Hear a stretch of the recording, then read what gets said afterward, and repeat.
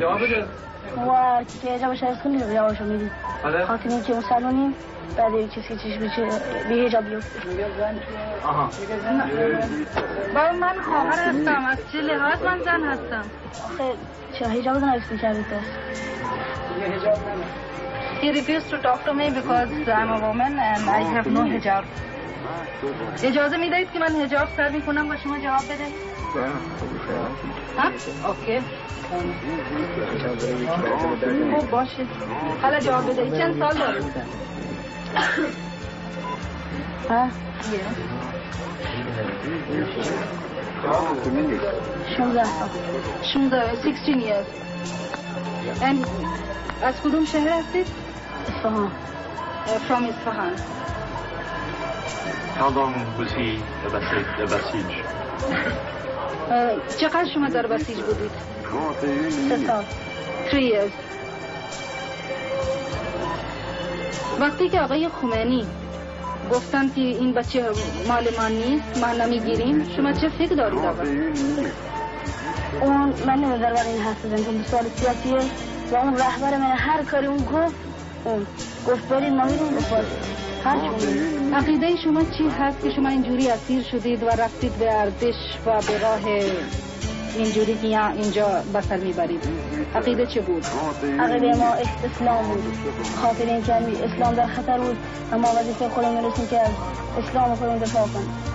شما میخواهید که جنگ تمام میشه؟ آتش بس میخواهید؟ ما پیروزی حق بر علیه باطل میکنیم.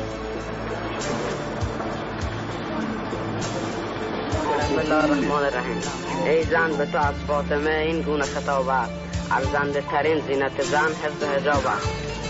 از موقعی که داخل آسایشگاه یا داخل تمام اردوگاه خواهشی که دارم مثلا حجابتون رو حفظ کنید و بیایید که بتونم با تو مصاحبه کنم.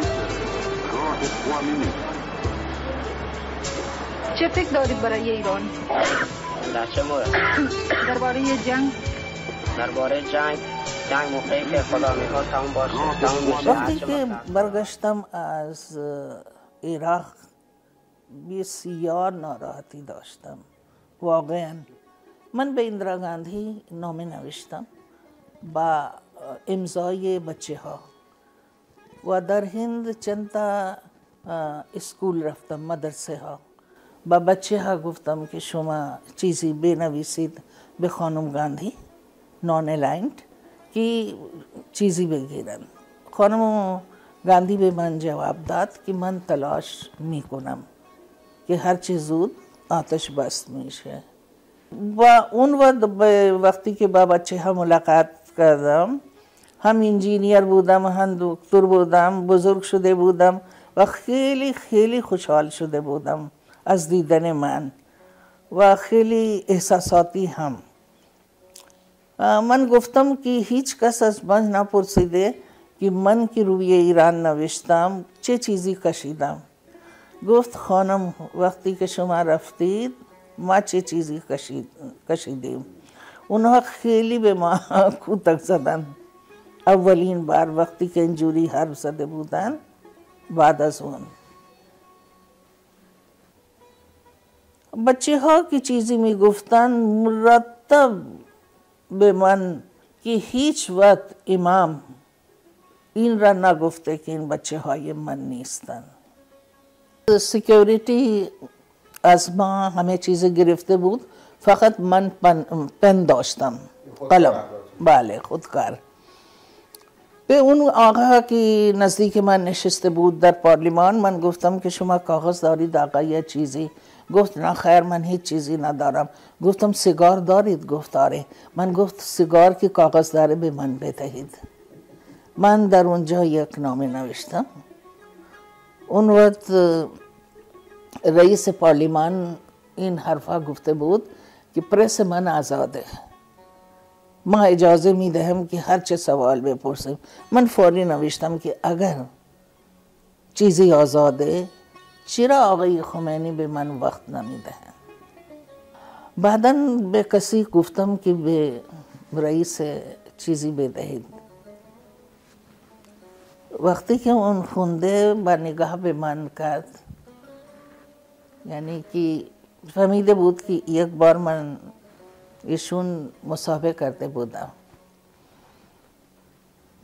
بعد از یک هفته به هر حال امام به من وقت داد و پیش امام رفتم. وقتی که مرا دید و من اون را دیدم وایسته بود در صحن و بعدا ایشون رفتن در اتاق. ما سه تا بودیم و سلام کردم. گفتم ایشون فارسی بلد هستن؟ من گفتم کم کم. یه زیر لب اصلا اسمایل دادن، لبخند زدن. من نشستم جلوی امام، سلام کردم. اون گفت که این خانم، ایشون گفتن پرسیدن که این خانم مسلمونه؟ من گفتم من فقط مسلمون نیستم، من هم شیعه هستم و سید هستم. برای سنی و شیعه، اتحاد سنی و شیعه حرف زد.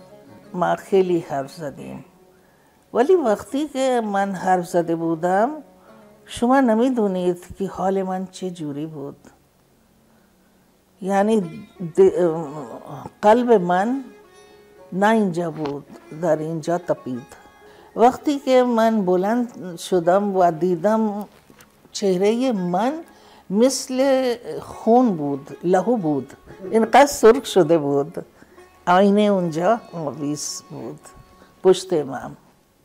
و اونجا که من اقامت گرفتم زنها به من گفتم هیچ چیزی، مثلا که قند بیارید از اونجا، این تحفه، این تبرک برای من چند تا قند از بسر امام اجازه گرفتم و احمد آقا. و وقتی که من رفتم به چیزی، هر کس که هر زن که شنیده که من با خمینی دیدار داشتم آمدم و از اینجا بوسیدن. من نه ایران را شناختم نه فارسی. این اتفاق بود. یک استاد در دانشگاه نهرو بود به نام صبر حبیب‌الله که درس میداد و دوست ما بود. UGC که گرانت میدهد به دانشگاه ها گفت که خیلی خرج میاد. اون زبان که 3 تا بچه ندارن، دانشجویان ندارن، بسته میشه. این خانم خیلی ناراحت شد.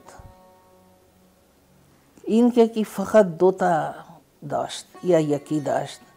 به ما آمد گفت به خدا ما خیلی مثلا چیزی هستن، شما چیزی بکنید، فارسی را بخونید. ما و یک زن دیگه از رجسترار دانشگاه ما چیزی کردم و اون مونده. حالا فوت کرد 2 سال پیش. بهرحال وقتی که من فارسی را خوندم کوچیک داستان از رستم، عاشق رستم شدم. این بسته نشد، اما یعنی سال دوم فارسی نداشت. ما رفتیم به افغانستان، پشتو خوندم. بعداً پشتو خوندم، اینجا دوم شروع شد، کلاس دوم شروع شد. ما رفتیم و گرفتیم فارسی، یعنی سال دوم فارسی را خوندم. این که خیلی جالب بود. از شاهنامه کردم و از عطار کردم، از مولوی کردم و دیگران.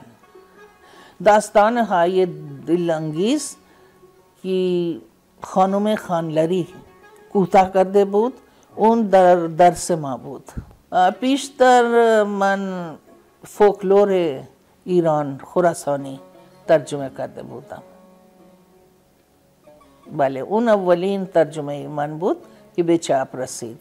هیچ وقت دنبال ترجمه خود یا خود را نشان دادن تلاش نکردم. همیشه تلاش من ایران را شناخت بود و با ایرانیان و اون روابطی که ما داشتیم بیشتر. تقریبا من 2 تا چیزی دارم کلکشن. یک هست به نام شامی کاغذ،